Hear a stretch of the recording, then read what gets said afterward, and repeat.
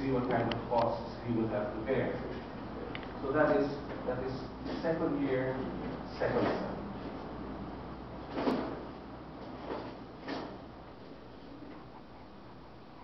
So once he, after that, he steps into his third year, first semester. And this is the grueling part.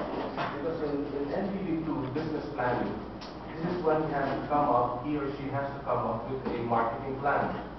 And what is a business plan? We always tell them, failing to plan is planning to fail.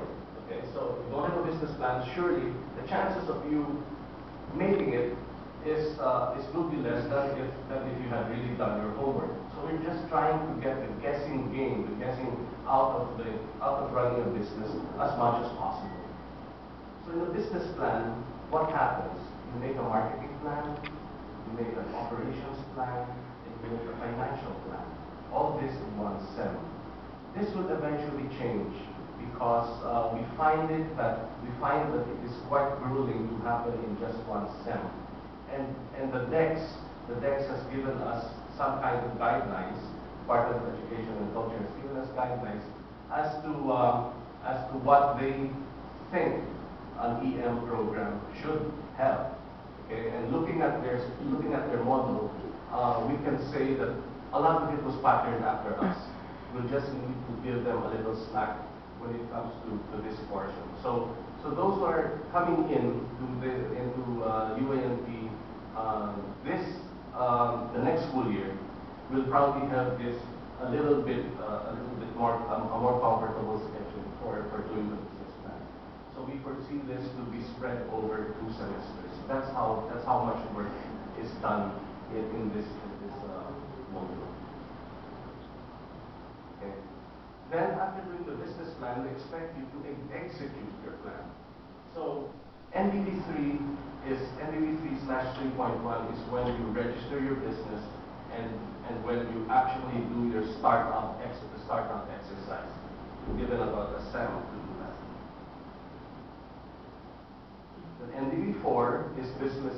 That's actually running the business. And the benchmark is running it for 6 months, making money, and your target is 20,000 a month per student. Okay, why 20,000 a month? We felt that if you assume, let's just say that a new graduate enters the workforce, his starting salary, if he really starts from the bottom, will be roughly 15,000, 16,000 a month. And since here you're your own boss and all that, so you give yourself a little premium. So roughly 20,000 a month should be your benchmark. Now, of course, there are students who come from family business backgrounds, and therefore it is for them a lot easier because their parents or their father and mother are also risk takers. Now, there are students who come from families whose parents are professional, and therefore it's a little bit harder for them to sell the idea. So we help them with this. And if capital is not available, we teach them to kind of scale down their business model. And if they don't make the 20,000 in 6 months, who cares?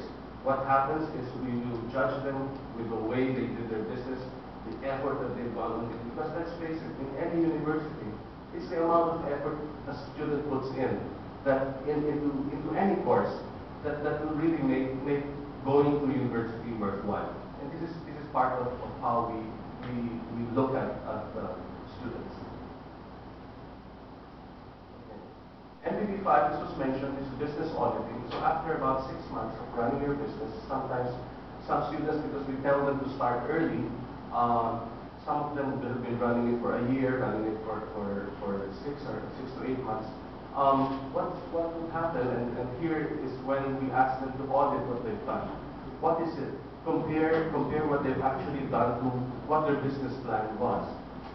And one of the important parts of this business audit is it's not just auditing your business, it's auditing yourself.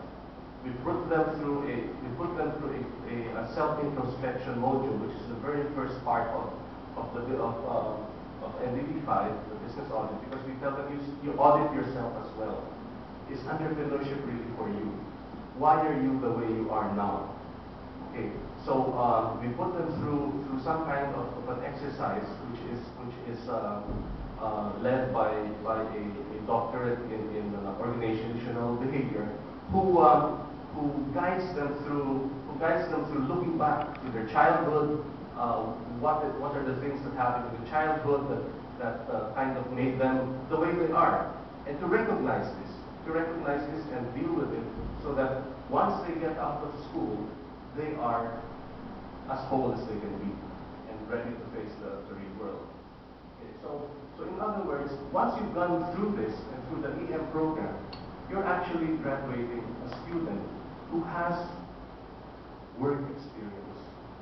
And a lot of our students, our graduates, have told us that it is this part of the experience in school that has helped them in their business and land the jobs that they're in. Land the jobs. Those that took their masters, and a lot of them are doing very well in MBA. And we asked them, what was it that made you like this? And why are you doing well? Whereas in school you were struggling and all that. And they said, it is the panel presentations that they have to go through. So each of these steps that they take in the EM program. So that, in a nutshell, is the new business venture series.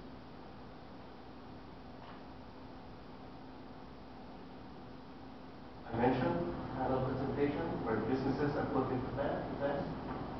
They defend their businesses, they defend their ideas, they get creamed, they get shocked by comments from panel. It's to strengthen them. Okay?